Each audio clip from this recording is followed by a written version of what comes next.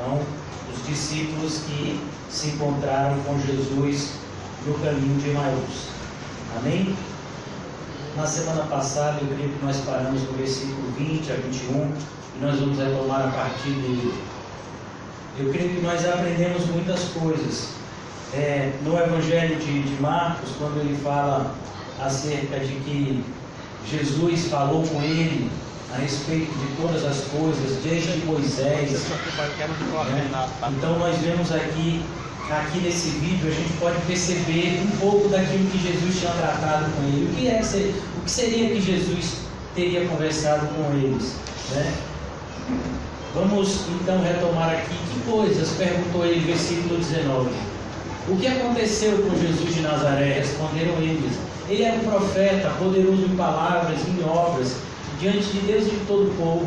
Os chefes dos sacerdotes e as nossas autoridades entregaram para ser condenado à morte e crucificado. E nós esperávamos que era ele que ia trazer a redenção a Israel. E hoje é o terceiro dia desde que tudo isso aconteceu. Então perceba a incredulidade desses homens. Olha a expressão que a gente aqui lê nesse versículo 21. Hoje já é o terceiro dia.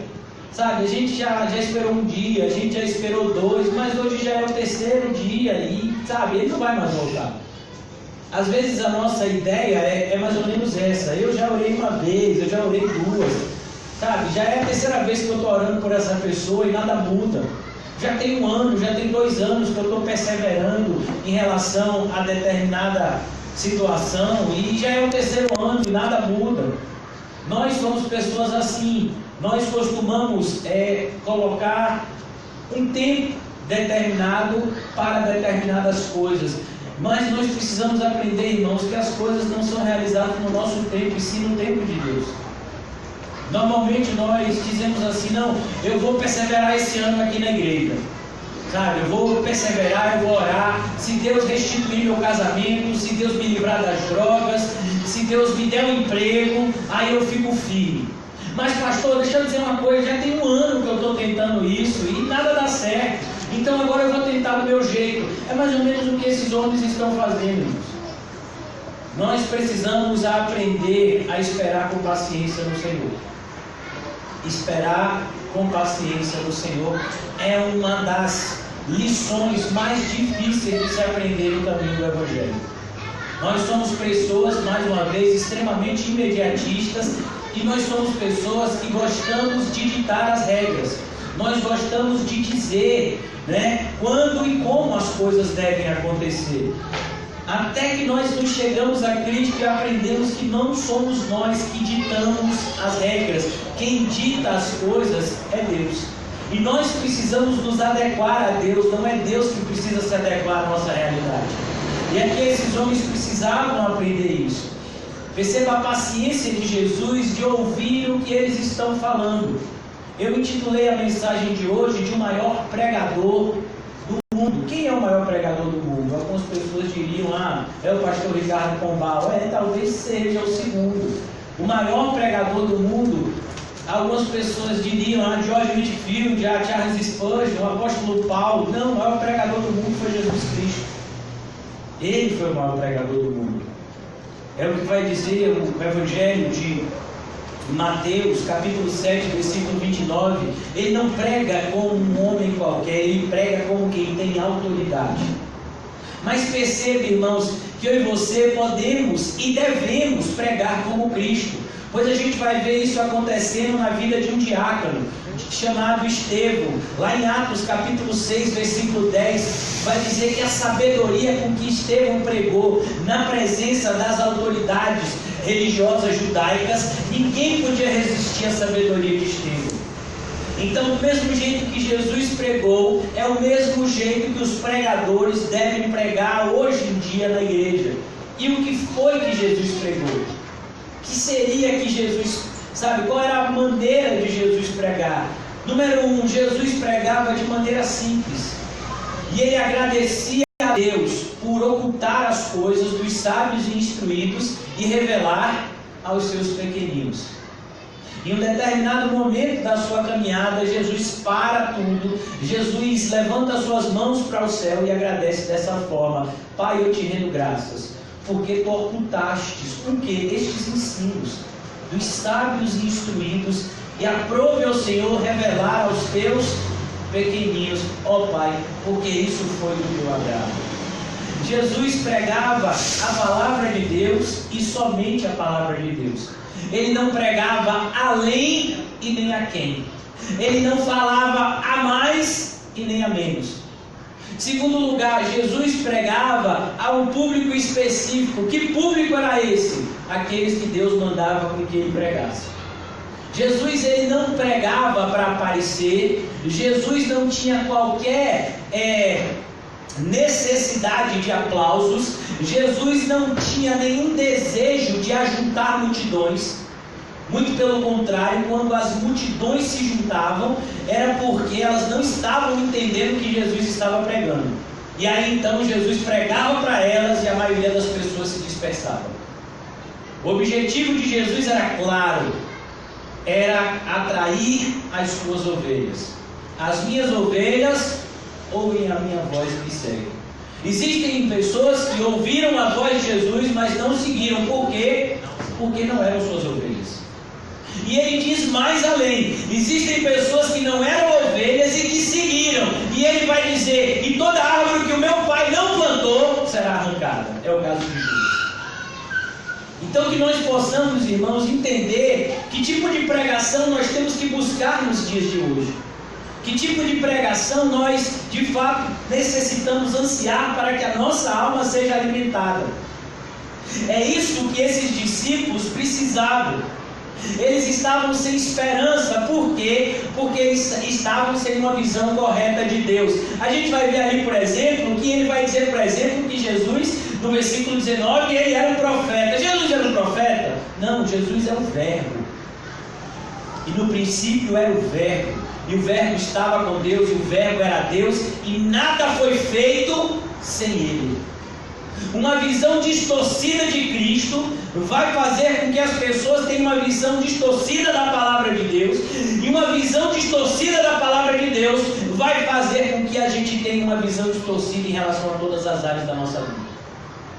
Se nós não entendermos a palavra de Deus da forma correta, nós vamos ter sérios problemas em todas as áreas da nossa vida. Matrimonial, familiar, profissional, financeira e principalmente espiritual. Se não entendermos a palavra de Deus como ela deve ser entendida. E somente entenderemos a palavra de Deus se tivermos uma visão correta de Cristo, porque Cristo é a luz. Quando nós lemos: lâmpada para os nossos pés é a tua palavra e luz para o caminho, entenda, irmãos, a luz para o caminho é a palavra, e a palavra é Cristo. Quando Jesus diz: eu sou o caminho, a verdade e a vida, ele está dizendo: a verdade é eu sou a palavra verdadeira. Quando lá no início do Evangelho de João, como eu disse a vocês, e no princípio era o Verbo, João, quando escreve o seu Evangelho, ele foi escrito em grego. João escreve o seu Evangelho e ele diz: e no princípio era o Logos. A maioria das traduções usa a ideia de verbo, porque verbo é o principal, é a principal palavra, por assim dizer, de uma frase. Uma frase não pode ser formada sem um verbo, senão ela perde o sentido. Então é por isso que traduz: e no princípio era o verbo. Mas a palavra logos não significa verbo, significa palavra, mas uma palavra diferente de todas as outras palavras. É a palavra fundamental, era isso que era o logos. E Jesus é o logos, ele é a própria palavra. Por isso que muitas pessoas não entendem a Bíblia, embora estudem ela muito. Por quê? Porque não olharam para Cristo. Quando você estuda a Bíblia olhando somente para a Bíblia, você não vai entender nada. Você precisa de uma visão de Cristo para que você entenda a Bíblia. É por isso que a Bíblia vai nos ensinar: humilhai-vos diante da potente mão do Senhor. Senhor, eu não sei nada. Senhor, eu já li 5 vezes, mas eu não entendo, me ajuda. Senhor, eu já estudei por 7 comentários, mas ainda assim, Senhor, as coisas não fazem sentido. Porque, irmãos, não é porque nós aprendemos uma coisa intelectualmente que essa coisa vai ser assimilada à nossa alma. Quantas vezes a gente já aprendeu que é necessário perdoar? É fácil perdoar, meu irmão? Por quê? Porque o nosso espírito ainda não assimilou a veracidade disso. Tudo bom, seu Antônio? O senhor está fazendo uma corrida na igreja? Já correu quantos metros? Ah, entendi. Pensei que o senhor estava fazendo uma corrida, eu ia correr junto com o senhor. Então, a ideia aqui é justamente essa. Nós precisamos entender quem é Cristo. Nós precisamos focar na mensagem de Cristo. E não simplesmente... A igreja tem se tornado uma espécie de fogueira de vaidades, aonde se busca o pregador mais culto, o pregador mais... que tem mais dom e erudição, que sabe apresentar mais a verdade. De repente aquele pregador que tem o poder de teatralizar, que tem um poder de repente de emocionar os seus ouvintes, e as pessoas amam essas pessoas. Pregadores, por exemplo, que são capazes de repetir grandes trechos da Bíblia sem sequer ler lá. A pessoa diz, rapaz, está vendo ali? Ele falou uns 10 versículos, nem abriu a Bíblia. Rapaz, esse daí entende, viu? Comunhão. Então, meu filho, bota um papagaio para pregar, porque ele sabe decorar as coisas também. Sabe? Então a gente tem que entender o que é um pregador. Por que isso é tão importante, irmãos? Porque a fé vem pelo ouvir. E a gente tem vivido tempos onde os crentes perderam, seu Antônio, o que se chama de discernimento bíblico. As pessoas, elas perderam o paladar. Então você pode comer lixo, ou você pode comer uma feijoada maravilhosa, e para você é a mesma coisa, porque você não sabe mais discernir o gosto das coisas. Você pode ouvir uma pregação direta do trono de Deus, como você pode ouvir uma pregação direta do trono de Satanás, e para você é a mesma coisa. Por quê? Porque você não tem discernimento. Você perdeu a sensibilidade espiritual. É por isso que o servo de Deus, ele manuseia bem a palavra do Senhor. Ele não está falando que todo obreiro vai ser um pregador, mas ele está falando que todo obreiro tem que entender da palavra de Deus, para saber discernir aqueles que vêm de Deus e aqueles que não vêm de Deus. Porque se nós formos discernir pela aparência somente, vamos ser enganados. Porque os servos de Satanás se travestem de ministros de justiça. Então você vê o servo de Satanás para a sua vida, meu irmão, e você vai olhar para a aparência dele, e a aparência dele vai lhe dar o quê? Confiança. Assim, rapaz, olha que aparência, isso tem cara de homem de Deus. Eles se travestir, irmãos. Daí a expressão travesti. Quem já ouviu essa expressão travesti? E o que é um travesti na linguagem do mundo? É uma pessoa de repente que é homem e se disfarça de mulher, ou deseja ser mulher. E é isso que é se travestir de ministro de justiça. Ele é um lobo, mas ele se veste externamente de ovelha. Ele é um servo das trevas, mas externamente ele parece ser um ministro de justiça. Ele parece ser um servo de justiça. Muitas pessoas não sabem discernir. Ouvem pregações de pessoas que pregam contra a verdade bíblica e dizem, rapaz, pregação boa, assim, falou um negócio assim, edificante para a minha alma. E aí eu pergunto para essas pessoas normalmente, pode uma árvore boa dar uma árvore má dar um bom fruto? Pode? Para a maioria das pessoas pode. Elas dizem assim, não, varão, a gente não pode julgar as pessoas. Não pode. Nós devemos julgar as pessoas. Foi o Senhor Jesus que disse, acautelai-vos dos falsos profetas. O Senhor Jesus disse isso em Mateus capítulo 7. Acautelai-vos. O que significa acautelai-vos? Significa tome bastante cuidado com os falsos profetas. Mas como é que a gente vai saber o que é um falso profeta se a gente não pode julgar ninguém? Olha, varão, não julgue ninguém, viu? O camarada está dizendo lá que fulano não é homem de Deus. Ele não devia estar falando isso, não devia. Não devia estar falando se o parâmetro for um parâmetro humano, mas se o parâmetro for a palavra de Deus, devia sim. A palavra de Deus, ele é a balança que diz aqueles que são aprovados e aqueles que são reprovados. Como está escrito, por exemplo, no livro de Daniel, quando aparece aquela mão na sala em que estava o rei lá, Belsazar, ele vai dizer, pesado foste na balança e foste encontrado em falta. Então nós precisamos saber pesar tudo aquilo que ouvimos. E como vamos saber isso? Sendo obreiros aprovados que manuseiam bem a palavra de Deus. Por isso, irmãos, quando nós olhamos aqui para esse texto, olha o que diz. De fato, algumas mulheres entre nós, versículo 22, nos deram um susto hoje. Foram de manhã bem cedo no sepulcro e não acharam o corpo dele. Voltaram e nos contaram que tinha tido uma visão de anjos. Aí, uma visão de anjos, e disseram que ele estava vivo. Alguns dos nossos companheiros foram ao sepulcro e encontraram tudo exatamente como as mulheres não tinham dito, mas não viram. Irmãos, deixa eu lhe dizer uma coisa: visão de anjo, milagre, não converte ninguém. Se visão de anjo, milagre convertesse, Cafarnaum e Betsaida tinham sido elogiadas e não reprovadas por Cristo. Nós vamos ver, por exemplo, em Mateus capítulo 11, vamos abrir lá? Mateus 11, está na hora da gente manusear a Bíblia. Quem gosta de manusear a Bíblia? Amém. Quem é mentiroso?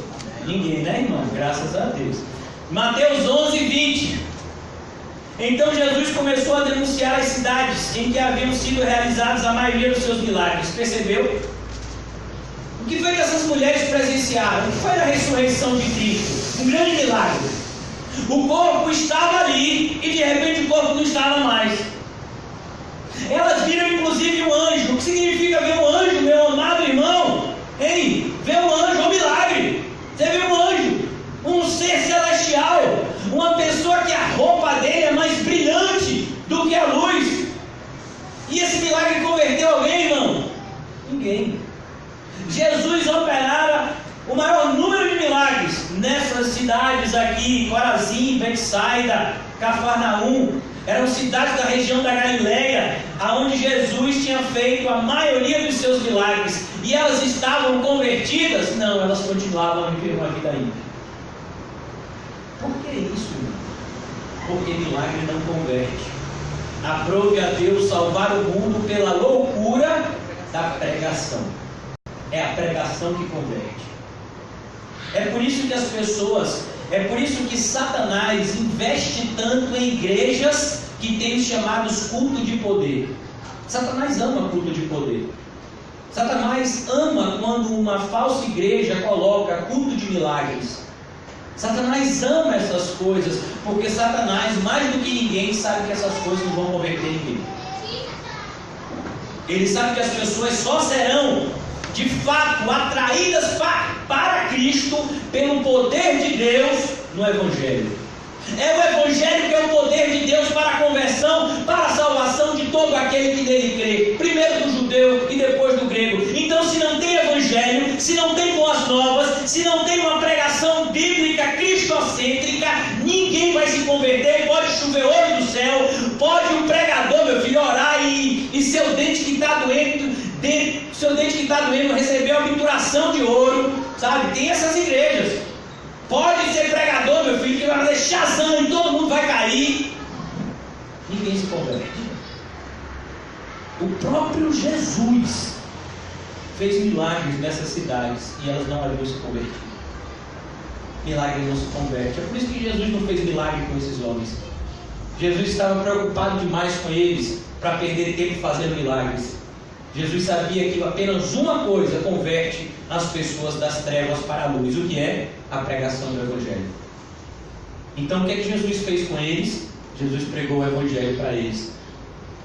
Olha o que diz. Ele lhes disse: como vocês custam a entender e como demoram a crer em tudo que os profetas falaram. Não devia o Cristo sofrer essas coisas para entrar na sua glória? O que é que Cristo está fazendo aqui? Está pregando o Evangelho para eles. Cristo está pregando o Evangelho para eles de forma repetitiva. Sabe por quê, irmãos? Porque ele já tinha pregado isso para essas pessoas. A maioria das coisas que nós precisamos ouvir hoje, nós já ouvimos no passado. Sabe, hoje eu não vou trazer nenhuma novidade para vocês. No dia que eu chegar aqui, o pastor Ricardo, somos nós dois que trazemos a palavra de Deus aqui na congregação, trouxermos algum tipo de novidade para vocês, vocês têm que nos exortar, porque a gente se desviou da verdade. A verdade não permite novidades. A verdade é antiga, ela tem 2000 anos. A verdade é simples. A verdade é algo extremamente compreensível para uma criança, que está para nós que somos adultos aqui. O que é a verdade? A verdade é Cristo Jesus morrendo pelos nossos pecados. Essa é a verdade, a centralidade do Evangelho dos apóstolos.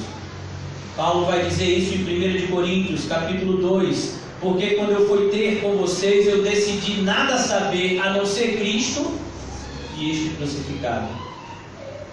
Em 1 Coríntios, agora no capítulo 15, ele vai relembrar o Evangelho. Eu quero relembrar a vocês o Evangelho que eu preguei a vocês, o Evangelho que salva vocês, se vocês permanecerem nele, exatamente como eu apresentei ele para vocês no começo. Porque se vocês se afastarem daquilo que foi pregado no começo, vocês que creram em vão. Olha que coisa. O apóstolo Paulo fala 2 vezes a mesma igreja. Olha, o evangelho é esse que eu preguei já. Olha, o evangelho é esse que eu preguei já. Quando ele escreve a Gálatas, a mesma coisa.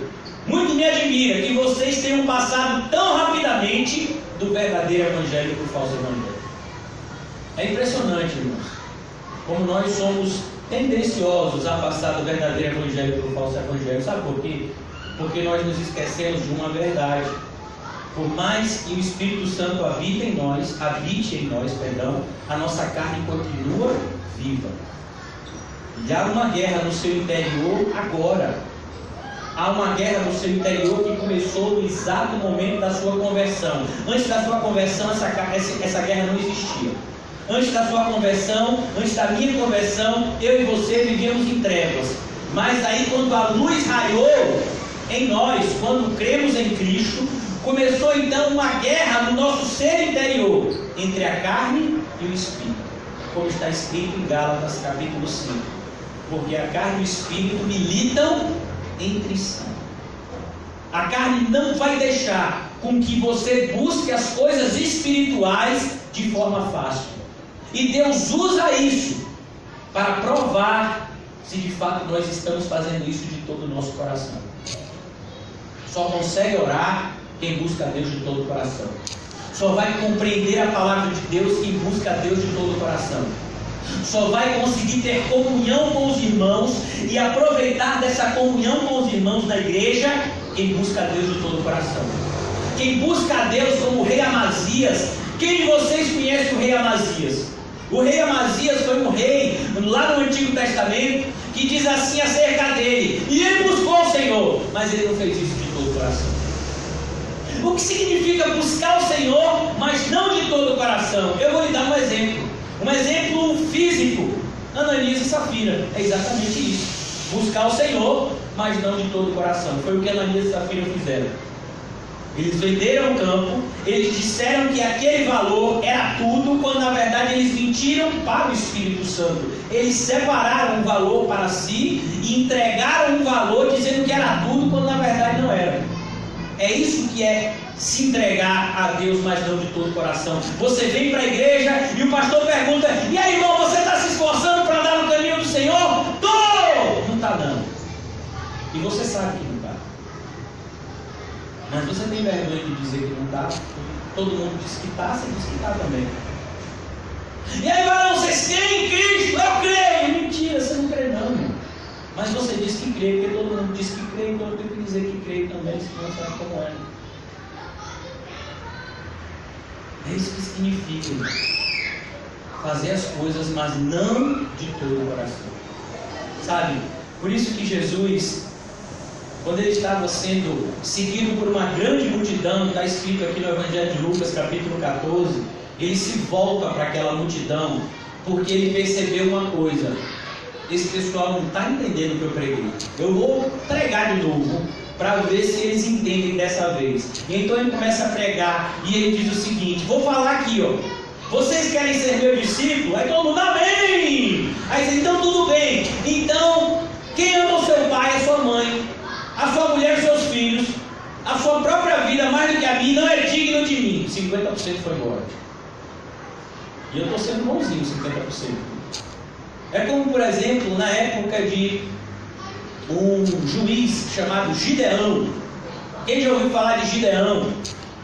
Gideão, ele foi levantado ou separado pelo Senhor na época em que o povo de Deus estava sendo confrontado por um povo inimigo chamado os midianitas. Os midianitas vinham exatamente na época da colheita e tocavam fogo na colheita do povo de Deus, fazendo com que o povo de Deus passasse necessidade e fome. E então Deus separa Gideão e diz: Gideão, você vai liderar um exército e o Israel vai conseguir derrotar os midianitas. E Gideão, né, é um camarada igual a gente, né, cheio de coragem, para não dizer o contrário. Gideão pediu por testificação para Deus e ainda assim ele ficou bem cabreiro, né?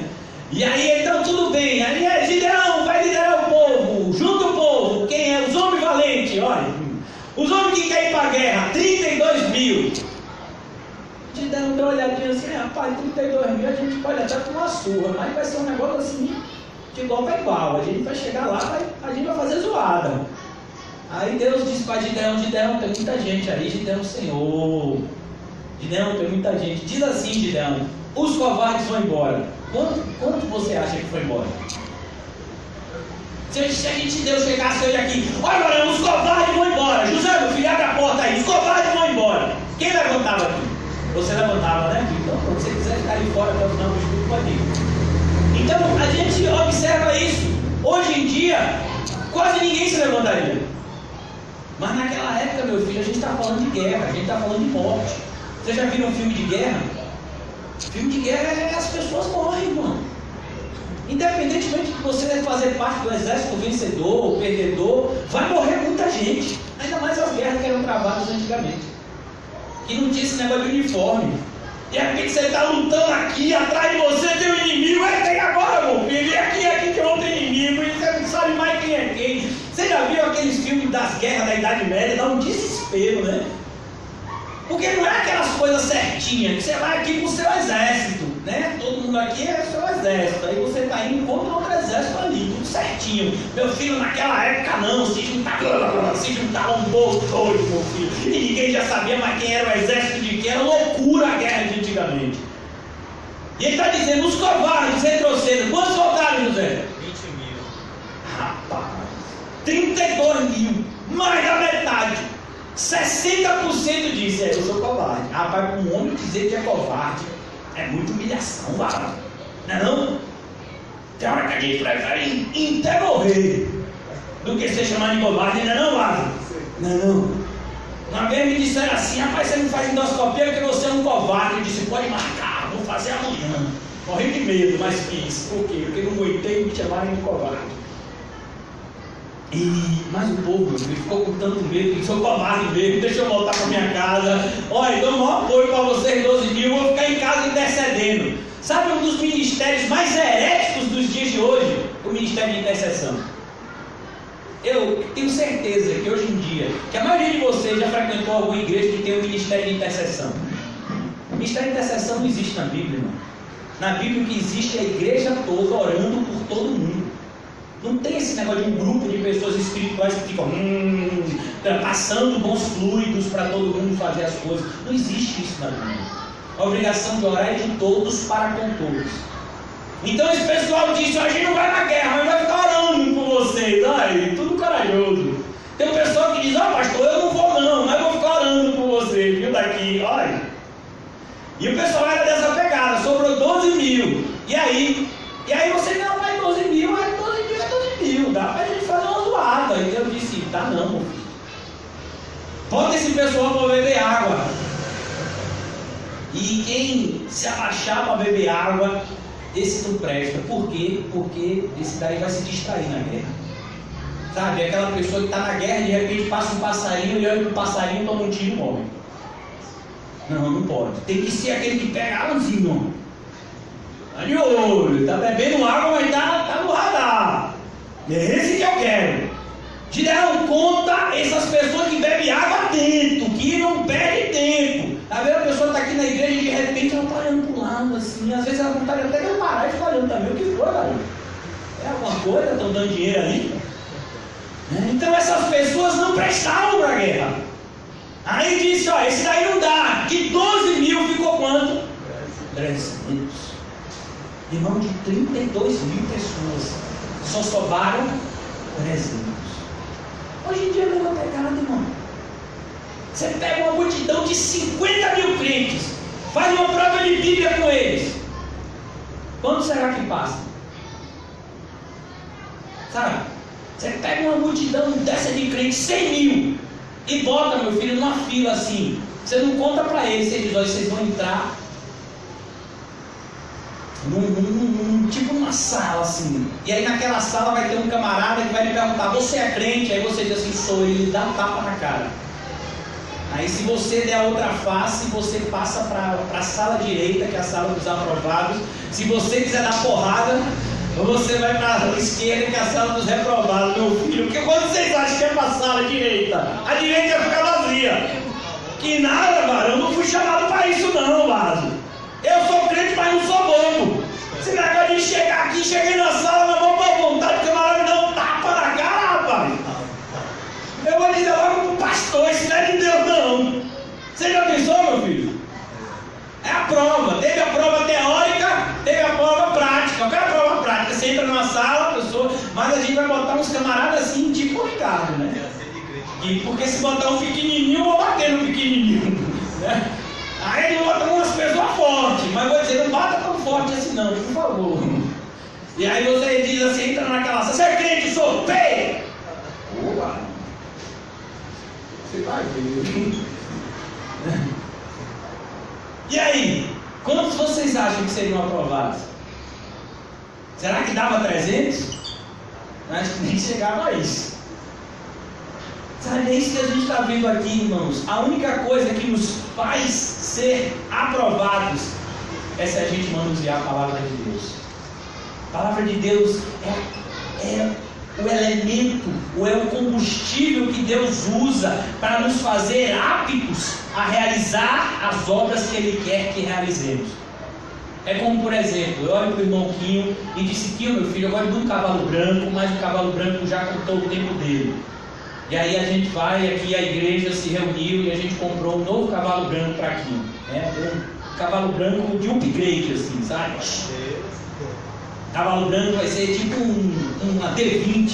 Existe D20. Existe esses com aquele fundo grandão. Não, mas você tinha falado um negócio do bombo, né? Que é bom? Bombo é bom? Ainda vai ser uma bombo, né? Mas irmãos, a gente olha para aqui e a gente percebe que muitas vezes a gente está tão revoltado. A gente olha para a palavra de Deus como esses discípulos assim. Como vocês custam a entender e demoram a crer em tudo que os profetas falaram, mas é tão difícil. Ontem teve um irmão que voltou da igreja e ele não está nem aqui, foi embora? Foi embora? Aquele que estava ontem lá com a gente lá. Rapaz, você precisa ver como esse irmão voltou do carro. Ele falou, não, filho, rapaz, agora eu vou ficar firme com Jesus, agora o evangelho é o verdadeiro, e é assim, e eu aprendi aqui a verdade, só saio daqui morto. Olha, alguém matou ele? Não, né? Graças a Deus, né? Glória a Deus por isso. Né? Por que isso, irmãos? A palavra, ela tem que entrar de tal forma que no momento que você seja aprovado, você seja aprovado. Mas para isso, irmãos, precisa ter uma boa fundação. Quantos de vocês aqui já ajudaram na construção de uma casa? Tem o irmão Alessandro lá, né, que é pedreiro, você. A parte mais difícil é cavar os buracos da fundação. É chato, né? Aí quando tem pedra é pior ainda, né? Você tem que abrir aquele buraco, é tão chato. Você subir o muro é legal, né? Você bota aquele negocinho, bota aquele fiozinho de nylon que eu já vi, vai trazendo, chama de prumo, né? Fica botando, é tão legal, parece ser um dominó. Você vai montando um em cima do outro e tal. Mas cavar aquele buraco, irmão, que nada, vaso. Cavando um buraco, eu fui chamado para isso. Fui chamado para pintar, para rebocar, sabe? Das chiques. Mas e se não cavar a fundação, vai acontecer o que com a casa? E se eu quiser, por exemplo, construir uma casa de 3 andares com a fundação bem rasinha, o que vai acontecer? A casa cai. Quando você quer bater uma laje, irmãos, a primeira coisa que a pessoa vai perguntar para você é: e a fundação boa dessa laje?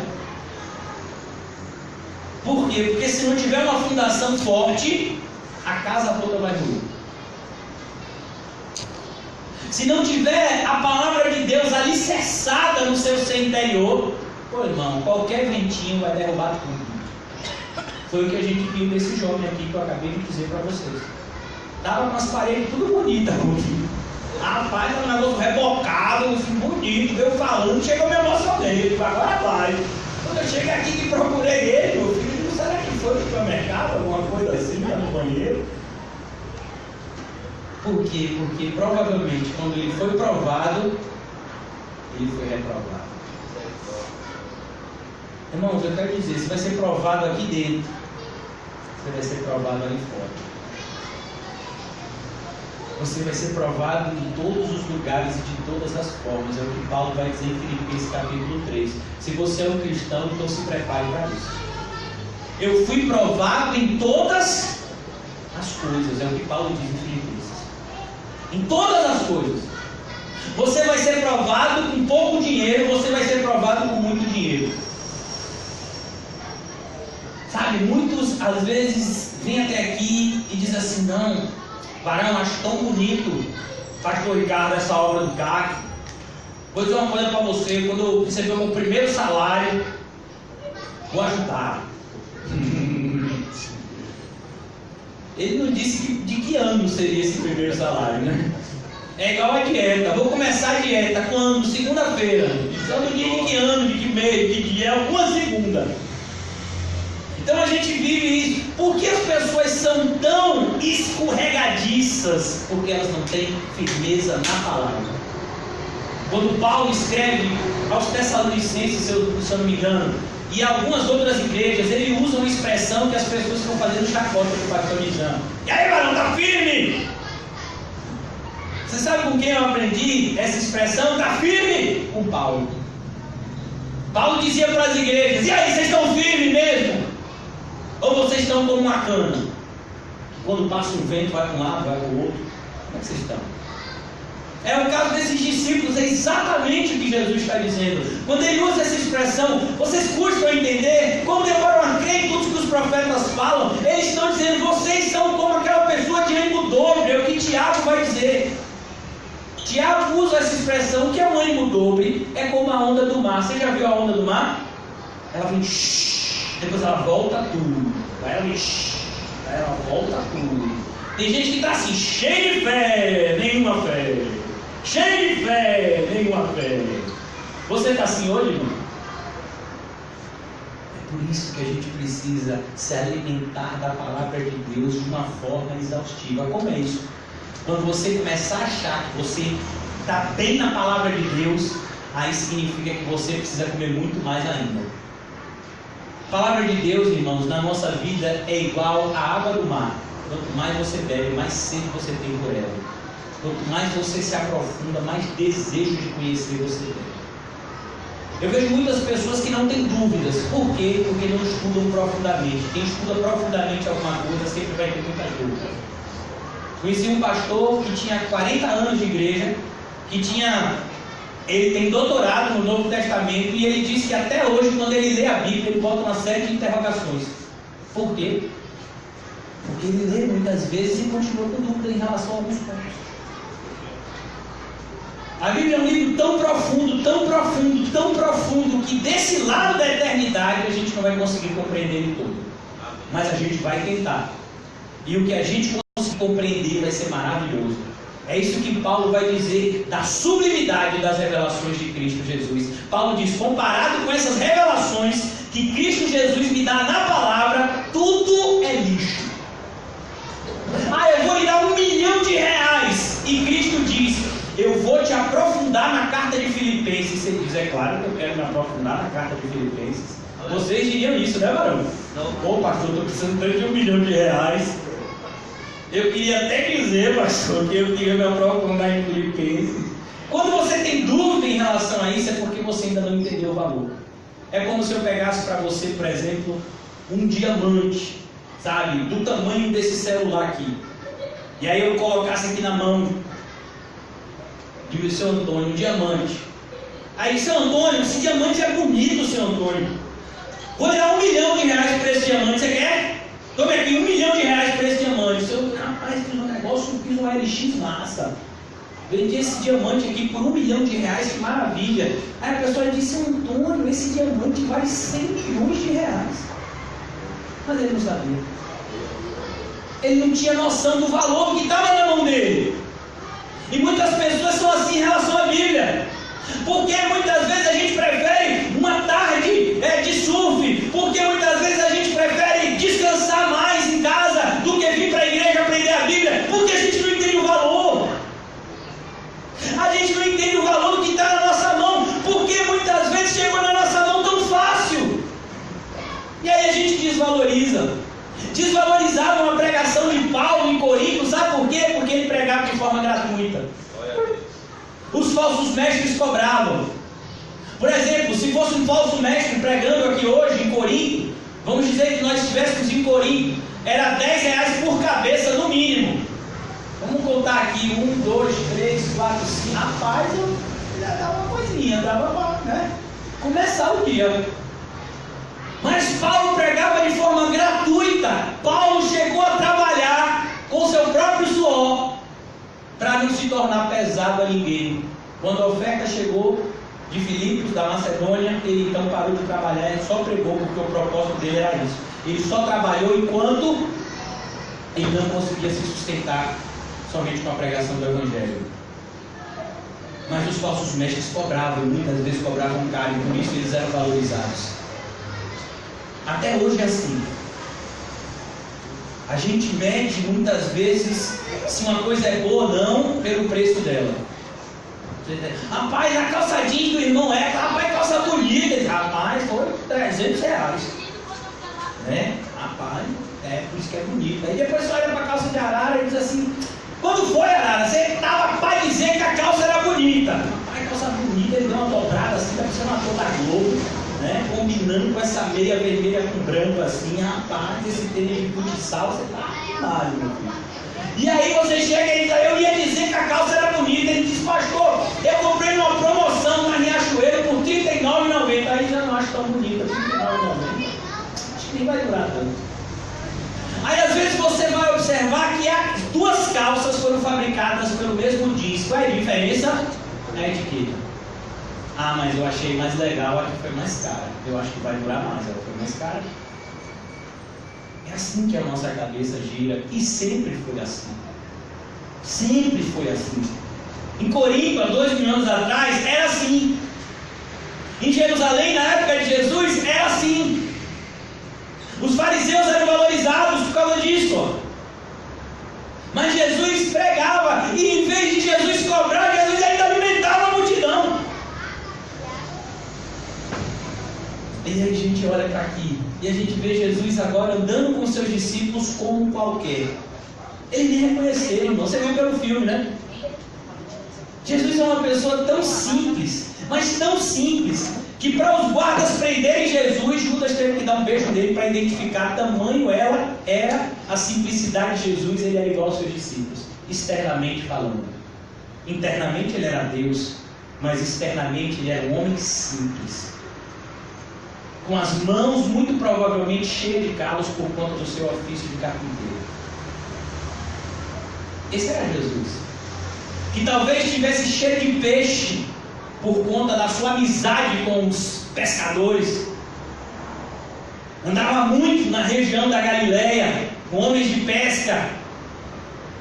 Esse era Jesus, um homem simples, tão simples que ele está aqui do lado dos seus discípulos e eles tratam ele como se fosse um homem qualquer. Mas quando Jesus começa a falar com eles, o que é que eles vão dizer? Nosso coração arde. Porque a palavra de Deus tem esse poder na vida dos regenerados, não na vida dos ímpios. Os ímpios, quando ouvem a palavra de Deus, o que é que acontece, minha irmã Rita? Eles rangem os dentes, ficam furiosos, igual lá em Atos capítulo 6, quando Estevão prega. Mas os verdadeiros crentes, quando ouvem uma palavra de Deus bíblica, vinda de um homem de Deus, o que é que acontece? O coração dele arde. Meu Deus, o que eu posso fazer diante dessa verdade? Eu não posso fugir. Foi assim quando Pedro pregou em Pentecostes. O coração daquelas pessoas, eles estavam sendo quebrados por cada palavra que saía da boca de Pedro, e eles foram até os apóstolos, meio que desesperados, e pediram aos apóstolos: o que devemos fazer 3.000 pessoas ouvindo a palavra de um simples pescador chamado Pedro. E aqui Jesus está conversando com eles. Olha o que diz: e começando por Moisés. Por que Jesus começou por Moisés? Porque foi Moisés que trouxe a lei. A sua Bíblia e a minha Bíblia começam em que livro? Gênesis. Quem escreveu Gênesis? Moisés. E depois de Gênesis tem o livro de Êxodo. Quem escreveu? Moisés. E depois de Êxodo tem o livro de... Quem escreveu? E depois tem o livro de... Quem escreveu? E depois tem o livro de... Deuteronômio. Quem escreveu? Moisés. Os 5 primeiros livros da Bíblia, livros da lei, aqueles que dão a estrutura para tudo aquilo que os profetas vão vir a pregar, foi Moisés que trouxe.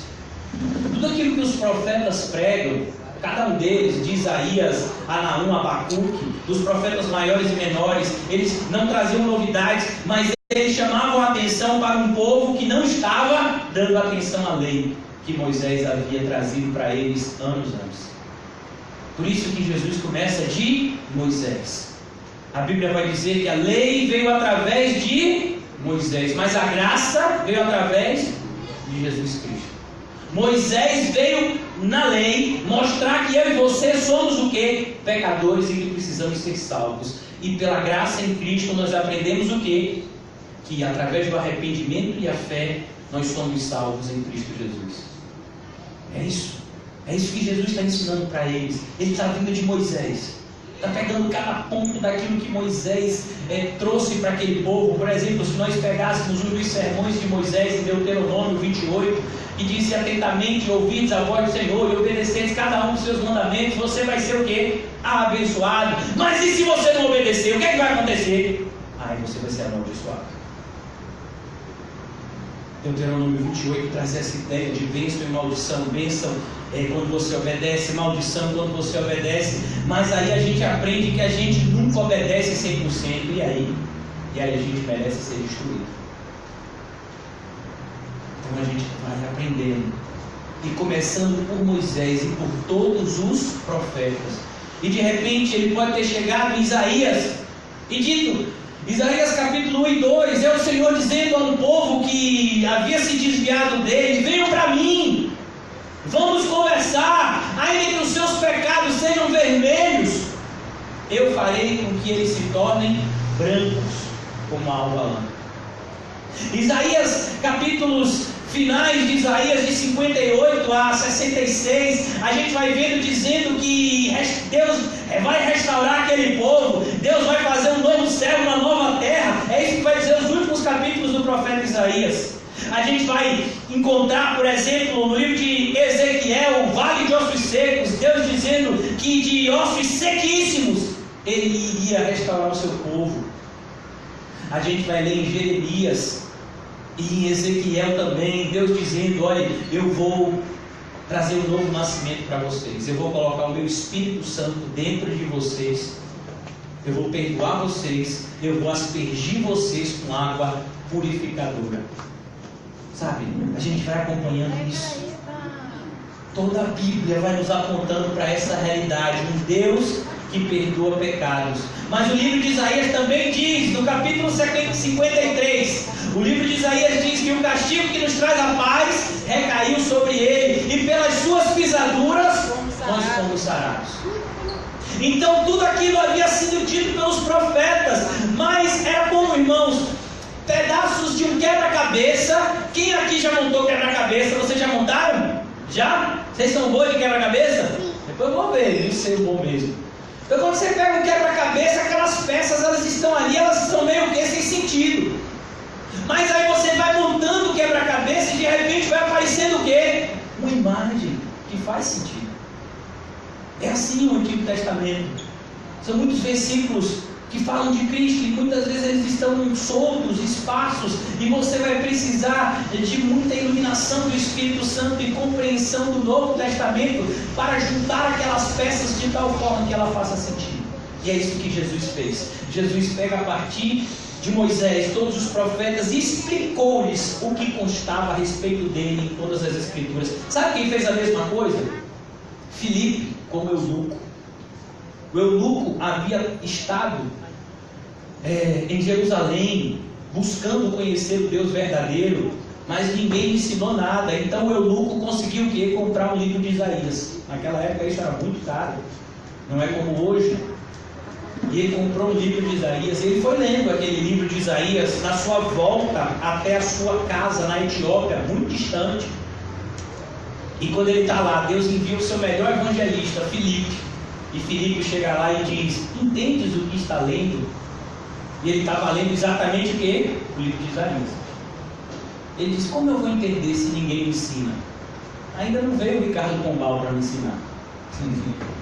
Ainda não veio o Juninho Lutero. Mas Filipe, partindo daquele ponto das Escrituras, apresentou quem? Cristo. E então, logo depois, o que aconteceu daquela única pregação de Filipe para o eunuco? O que foi que aconteceu, seu Antônio? O eunuco quis o quê? E ele quis o quê? Se batizar. E aí, tem água, eu estou arrependido, por que eu não posso me batizar? Filipe diz: e aí, demorou, vamos lá. E batizou ele. E aí aconteceu com Filipe o que acontece direto com Quinho. Filipe desapareceu daquela região e apareceu em Azoto, 100 quilômetros distante. Irmãos, ontem eu passei por uma experiência assustadora quando eu estava pregando em Mussurunga. Estava pregando lá em Mussurunga, eu estava concentrado na pregação e tinha um irmão assim, igual esse irmão de camisa verde aqui. O irmão Bebezão estava mais ou menos nessa localidade. E aí eu tinha acabado de chegar aqui, estava pregando, tinha falado com o Bebezão assim na pregação, voltei. E aí estou aqui no púlpito e de repente eu estou pregando. Quando eu olhei para o Bebezão de novo, o Kim estava atrás dele, eu me assustei. Eu digo: a porta não se abriu. Como ele entrou aqui? Mas Deus faz isso. Aleluia. Então a gente olha para essa verdade, irmãos. É importante a gente conhecer as Escrituras para quê? Para a gente dividir com outras pessoas. Tudo aquilo que vocês estão aprendendo aqui hoje, a maioria esmagadora da cristandade atual não faz a mínima ideia. Tem gente até hoje que acha que libertação vem depois de quê, Calmon? Oração de poder. Olha aqui por mim, para eu ser liberto. Então, meu irmão, você conhecereis a verdade. É a verdade que vai te libertar. Não, mas como é que é isso? Vou lhe explicar. É na palavra. Aprove a Deus, salvar o mundo pela loucura da pregação. Você precisa congregar em igreja bíblica. Vamos lá, vamos aprender a palavra de Deus. Você tem que aprender essas verdades para que ela se torne tão internamente plantada em você que a sua reação natural seja falar a verdade. Você vai perceber, irmãos, que uma pessoa a gente conhece mais pela reação do que pela ação. Sabe por quê? Porque as nossas ações, elas podem, e na maioria das vezes elas são premeditadas. A gente escolhe como a gente vai agir. Por exemplo, a maioria de vocês escolheu a blusa que ia vestir hoje, não era não, meu filho? Não, hoje tem culto, vou botar uma blusa assim, assado, hoje está calor, eu acho que eu vou botar uma roupa assim, eu vou desse jeito. As nossas ações a gente escolhe. Eu vou levar essa Bíblia, eu vou sentar nesse lugar, eu vou falar para tal pessoa, eu acho que eu vou ligar para fulano depois do culto. Aquilo que a gente faz, a gente pensa, mas normalmente a nossa reação, ela vem de maneira impensada. Por exemplo, digamos que você é um crente e você está dirigindo o seu carro. E aí chega uma pessoa, meu filho, fecha você de vez. Qual é a sua reação? Ô abençoado, que em nome de Jesus você seja tomado por todo o poder de Deus. É isso? Será que é isso que você diz? Será que é isso que você deseja? E de repente, irmão, você está andando e você está com a unha encravada. Quem já teve a unha encravada sabe como dói. E aí você está, sabe aquela unha encravada que já está encravada há 2 semanas e já está saindo pus? O seu dedo está parecendo 2. E aí você está andando meio assim, sabe? E aí chega uma pessoa e pisa no seu dedo, varão. O que é que você deseja para essa pessoa? Toda a felicidade do mundo. Em nome de Jesus, eu te abençoo, Pai. Será que é isso que você diz? Naquele momento, o que é que você faz? Você amaldiçoa até a última geração. É um machado na matança. Por quê? Porque muitas vezes a palavra não está tão internalizada na gente quanto deveria. A gente tem que ser tomado pela palavra de Deus de tal forma que a nossa reação seja bíblica. Ter uma ação bíblica não é tão difícil, mais difícil é ter uma reação bíblica. Por exemplo, quer ver uma coisa? A maioria das pessoas, quando são confrontadas, no primeiro momento ficam com raiva da pessoa que confrontou ela, não é não? Depois a gente até admite, não, ela não estava errado mesmo, o pastor falou, aquilo que ele falou está certo, então aquilo que o irmão falou está certo. Mas no primeiro momento a gente fica chateado. Qual a diferença da reação de Davi quando Natan repreendeu ele? Isso que é ser internalizado pela palavra de Deus. Davi errou feio. Mas Davi estava tão alicerçado na palavra de Deus que quando Natan repreendeu ele, o que ele disse? Pequei contra o Senhor. A reação de Davi foi o quê? Admitir o seu pecado. A reação natural seria o quê? Justificar o pecado. Quem fez isso? Adão, a mulher que tu me deste. Ah, não, foi a serpente que me enganou, foi o que disse Eva. O que foi que Saul fez? Justificou o pecado dele quando Samuel foi repreender ele. Vem cá, pai, porque você não matou o rei dos amalequitas como Deus mandou? Ele quis se justificar. Davi se justificou, meu irmão? Não. Pequei contra o Senhor. Isso é uma reação bíblica. A gente tem que ser tão cheio da palavra de Deus que mais do que as nossas ações, as nossas reações sejam dominadas pela palavra de Deus. A gente age e reage segundo a palavra de Deus que habita em nós de uma forma tão forte. É como diriam de John Bunyan. Uma vez falaram de John Bunyan e disseram: John Bunyan, ele é tão bíblico, que se você cortar ele, meu filho, não sai sangue, sai versículo bíblico. Exatamente, né? A gente é um herdeiro de John Bunyan. A gente chama ele, né? É José Odero Bunyan. Então, a ideia é justamente você ser tão alicerçado na palavra, tudo em você é Bíblia. Você se tornou um homem Bíblia. Você sabia que no começo do século passado os cristãos eram conhecidos como os homens Bíblias? Porque, diferentemente dos católicos, os protestantes viviam com a Bíblia, estudando a Bíblia. Hoje em dia, né, os católicos e os protestantes ou evangélicos não sabem a Bíblia do mesmo jeito. Vou pegar um evangélico dessas igrejas aí, universal, mundial, internacional, e botar do lado do católico, talvez o católico saiba mais de Bíblia do que eles. Mas antigamente não era assim não. Antigamente o crente tinha compromisso com a Bíblia. Então a gente observa essa realidade, irmãos. Jesus começou por Moisés, por todos os profetas e explicou-lhes o que a igreja precisa hoje para ser reavivada, para ser de fato edificada, para ser uma igreja madura e preparada para toda boa obra. Ela precisa da palavra de Deus. A gente não precisa de cultos de poder, a gente não precisa de congressos, a gente não precisa de encontros fora dos nossos encontros. Vem cá, vai ser um culto normal ou vai ser algum encontro diferente? Ah não, vai ser uma conferência de manhã, quinta de manhã, sexta de manhã, segunda de manhã e terça de manhã. Vai ser uma conferência bíblica especial de carnaval. Talvez muitos viriam por causa do nome. Não, varão, lá na minha igreja vai ter uma conferência bíblica especial de carnaval. Começa na quinta, aí tem quinta de manhã, sexta de manhã, segunda de manhã e terça de manhã. Se esforcem para ir, vai ser uma conferência bíblica especial de carnaval. Muitos talvez quisessem vir. Por quê? Porque é uma conferência bíblica especial de carnaval. A gente ia estar pregando a mesma coisa, mas era uma conferência bíblica. Então, rapaz, tem um poder diferente, a conferência. É como você vê alguns pregadores que na apresentação dele diz assim: conferencista internacional. Meu irmão, pense que me dá uma ojeriza disso. Conferencista internacional? O maior pregador do mundo nunca saiu do país dele, que foi Israel. Quando foi chamado para ir para a Grécia, ele disse o quê? Se o grão de trigo não morrer, não pode dar fruto. Mas se ele morrer, ele dá muito fruto. Foi chamado para ir para a Grécia, o berço do mundo intelectual. Não vou lá não. Quem vai para lá é os meus discípulos. O apóstolo Paulo vai chegar lá daqui a alguns anos. Mas hoje em dia, se você botar no seu currículo conferencista internacional, vai ter um monte de igreja lhe chamando para pregar lá. Olha, hoje à noite a gente vai ter um conferencista internacional. É o pastor R. Pombal. Né? E aí você não pode dizer o primeiro nome, porque senão perde o charme. Você diz só o segundo nome. É como R.C. Sproul. Então você tem R.M. Pombal. Né? Então você vai dizer assim, não, J. Bastos.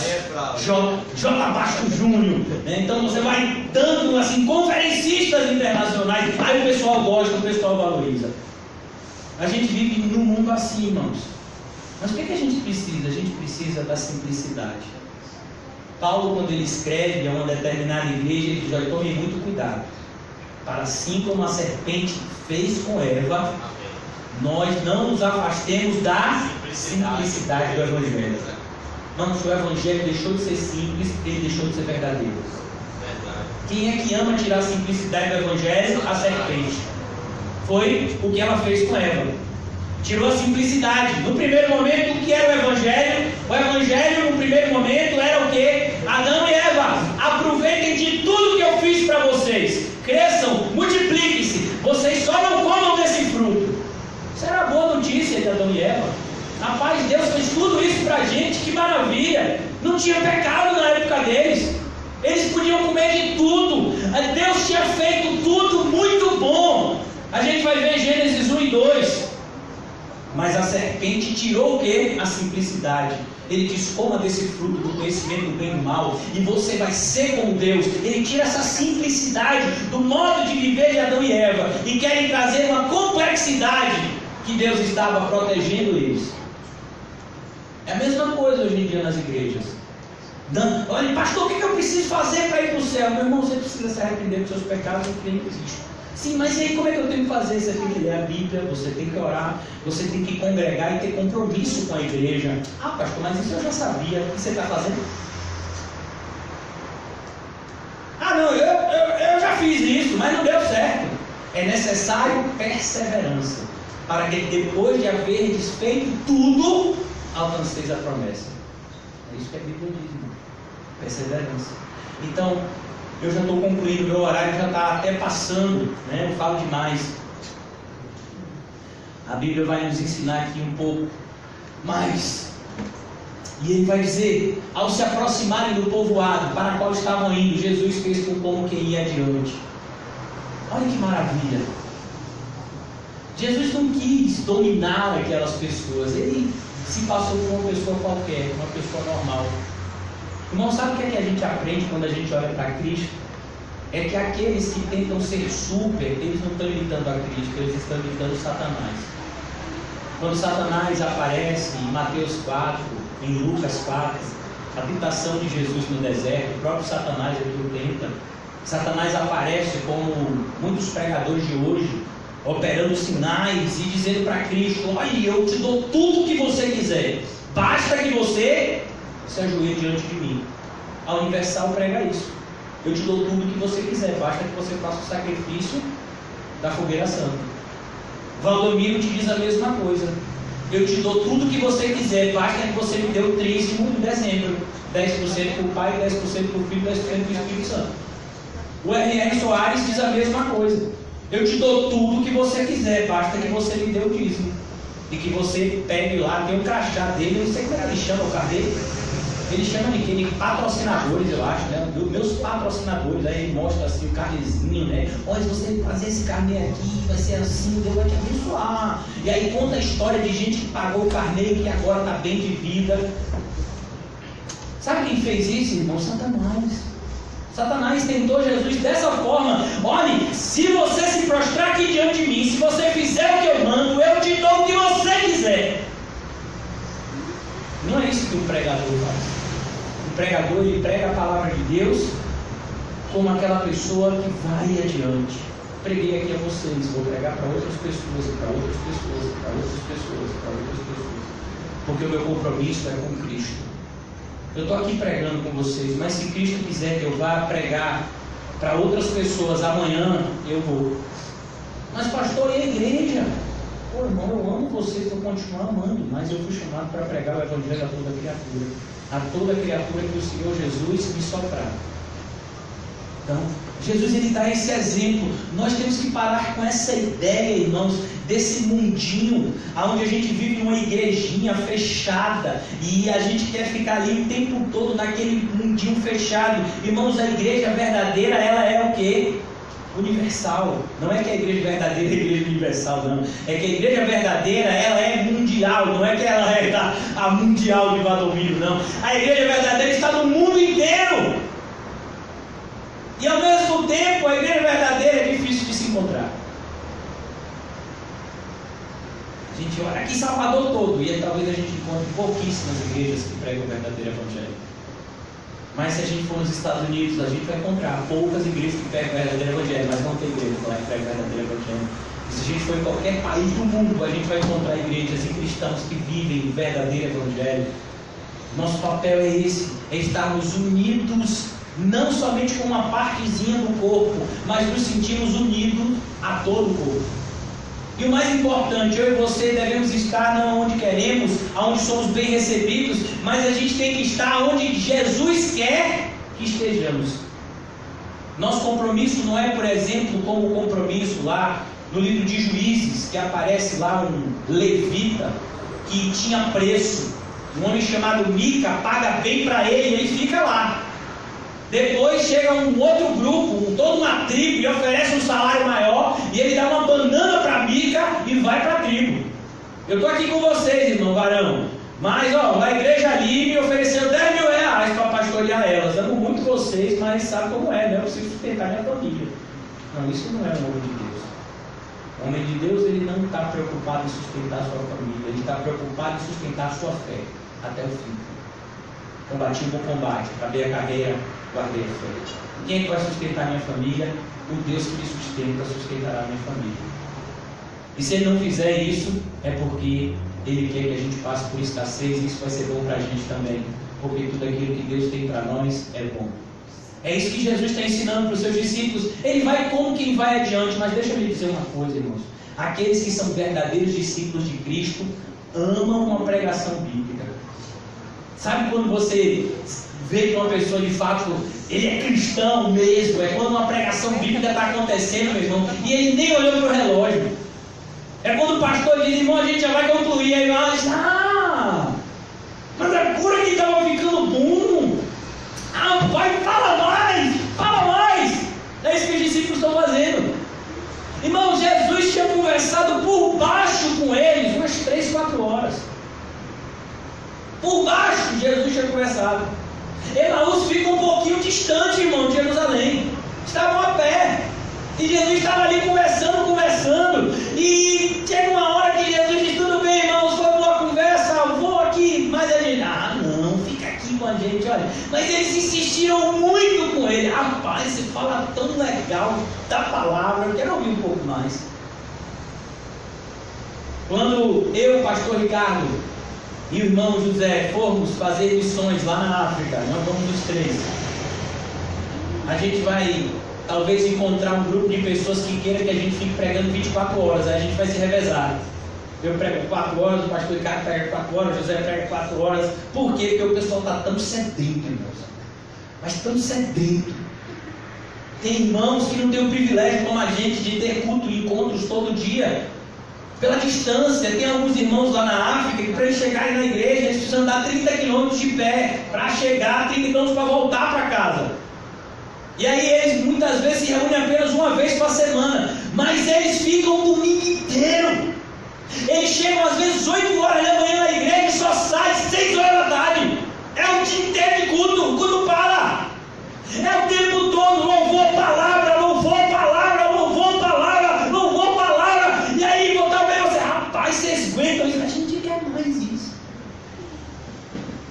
Chegaram os missionários num país que estava passando por um período de muita fome, ali na região da Ásia. E esse país estava passando por um período de escassez muito grande. Eles tinham perdido as suas colheitas e eles tinham pouquíssimo alimento. E aí esses 2 missionários chegaram lá. E aí, quando os missionários chegaram lá, eles prepararam uma comida assim, sabe, bem apetitosa para os missionários. Mas os missionários olharam para eles, viram eles bem pequenininhos, bem raquíticozinho e percebeu que eles não estavam comendo. Assim, ele disse: sim, vocês não vão comer? Eles: vamos, com a palavra que vai sair da boca de vocês. Por isso que a gente quer estar alimentando vocês, para que vocês tenham força para pregar, porque a gente vai ser sustentado com a palavra que sai da boca de vocês. Isso é fé, irmão. Aí, eles não estavam enfadados, como tem gente que diz: rapaz, o pastor fala tanto, ou sabe, lá na igreja que eu congrego é tanta palavra, tem segunda, tem terça, tem quarta, não aguento isso. É muita coisa. Não, meu filho, como é que eu vou empreender? Eu não entendo. Eu nem entendi o de domingo, já veio de segunda. Eu nem digeri o que ele pregou segunda, meu filho, já vem terça. Em quarta-feira tem de manhã e de noite, eu não estou nem entendendo de manhã, já vem de noite, então me palavra. Meu filho, se a gente tem tanta palavra assim, a gente ainda prega, imagina se não tivesse. Você já imaginou, meu filho? Com tanta palavra, a gente já ainda tem tanto pecado. Imagine se a gente não tivesse tanta palavra assim. Os discípulos de Jesus ouviam tanto Jesus pregar e falharam tanto, todos o abandonaram, mas foi aquela palavra que sustentou eles, para que eles pudessem fazer obras que chegaram até nós. Até hoje nós perseveramos na doutrina dos apóstolos. E eu quero concluir aqui, irmãos. Fique conosco, pois a noite já vem. O dia já está quase findando. Olha o tempo que Jesus ficou com eles, irmãos. Jesus ficou uma tarde inteira com eles e eles querem mais. Vamos, fica com a gente. Então ele entrou para ficar com eles. A gente vai ver a mesma coisa quando Jesus chega lá numa aldeia chamada Sicar, no Evangelho de João, capítulo 4. Ele primeiro evangeliza uma mulher, depois daquela mulher ele evangeliza a cidade, e o pessoal pede que Jesus fique lá, e Jesus ficou mais 2 dias naquela aldeia. Depois ele continuou a viagem dele. Por quê? Porque todo aquele que tem fome e sede de justiça será farto. Fome e sede da palavra, então eu também tenho fome e sede de pregar para você. Por isso que muitas vezes a gente termina o culto, a gente fica aqui conversando. A gente fica conversando de quê? A palavra. A palavra prática nas nossas vidas. E aí, irmão, como é que tá? Pastor, estou aqui daquele jeito, pensando em desistir. Então vamos lá, então vamos dar a palavra para você. Sabe? É assim, irmãos. Eu vou concluir aqui. Semana que vem, se Deus permitir, a gente vai falar um pouco sobre essa mesa com que Jesus tomou o pão e deu graças. Mas hoje a gente pensou, e eu queria que nós continuássemos pensando um pouco mais ao término do nosso culto e durante o dia, sobre as pregações que temos ouvido e as pregações que muitas vezes temos desejado ouvir. Muitas vezes, irmãos, a gente tem desejado ouvir o que não presta. E a gente tem que tirar esse desejo do nosso coração. Eu queria tanto que o pastor Nizam trouxesse amanhã uma palavra de vitória. Não, varão. Diga aí. Queria que o pastor olhasse para mim e dissesse: abra a mão, vejo assim. Eu queria isso. Vou orar pela vida do pastor Nizam para que o Espírito Santo recubra ele de poder. Você que não acredita no poder, mas eu vou orar para que ele seja humanizado pelo Espírito Santo. Eu vou orar. Ore não, irmão. Ore para que Jesus nos dê o arrependimento verdadeiro. Ore para que o pastor Nizam esteja firmado na palavra de Deus. Ore para que os pastores daqui da igreja não se cansem de fazer o bem, porque tem uma hora que a gente quase se cansa. Uma hora que a gente diz que nada, não vou pregar isso não. Mas o que acontece? O Espírito Santo é mais poderoso que a nossa carne. E nos exorta e nos motiva a continuarmos no caminho que nos foi proposto. Que o Senhor nos ajude hoje a que essa palavra encontre um solo fértil no nosso coração e dê fruto, irmãos. Uma 30, uma 60, uma 100, que Deus faça segundo o aprover a Ele, mas que nós venhamos a frutificar. Não adianta ouvirmos essas palavras e nos tornarmos apenas ouvintes. Temos que ouvir as palavras de Deus como aqueles que desejam praticar. Vamos orar. Senhor, muito obrigado por essa manhã, por esse momento. Que o Senhor renove a nossa fé, a nossa esperança, o nosso amor, Senhor. Estamos aqui na qualidade de pobres em espírito, na qualidade de pessoas que dependem totalmente, Senhor, da Tua ajuda, do Teu apoio, do Teu amparo, Senhor. Quando olhamos para dentro de nós, vemos que é impossível nos salvar. Mas quando olhamos para Cristo, vemos que é impossível nos perder. Que seja assim nessa manhã, Senhor. Que o Espírito Santo possa testificar para o nosso espírito que somos filhos de Deus. Ajuda-nos, Senhor, a vivermos a vida eterna, Senhor, que já começou no momento em que cremos na Tua verdade, Senhor, que é Cristo. Não permita, Senhor, que o nosso coração se contamine com a maldade do mundo e se esfrie, mas que nós possamos ser reaquecidos diariamente, Senhor, pela chama que habita na Tua palavra, Senhor. Ó Deus, nos ajuda a perseverar até o fim, combatendo um bom combate e guardando a fé. Em nome de Jesus, amém e graças a Deus. Saúde os seus irmãos com um cumprimento santo e diga para ele: o caminho é estreito, mas é esse que leva para o céu. O caminho é estreito.